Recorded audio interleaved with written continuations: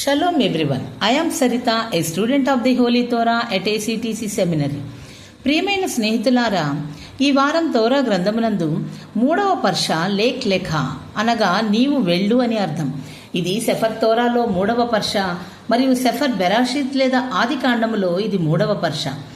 ఈ పర్ష యొక్క 3వ అలియా బెరాషిత్ 13వ అధ్యాయము 5 నుండి 18 వచనముల వరకు. ఈ 3వ అలియాలో అవ్రాం మరియు అతడి సహోదరుడు లోతు ఇద్దరూ పశు సంపదతో సంపన్నులై భూమి పరిమితం కావడంతో వారి కాపరుల మధ్య వివాదం ఏర్పడుతుంది. శాంతిని కాపాడడానికి అవ్రాము వారు విడిపోవాలని సూచిస్తాడు. ఉదారంగా లోతుకు మొదట ఎన్నుకునే అవకాశం ఇస్తాడు.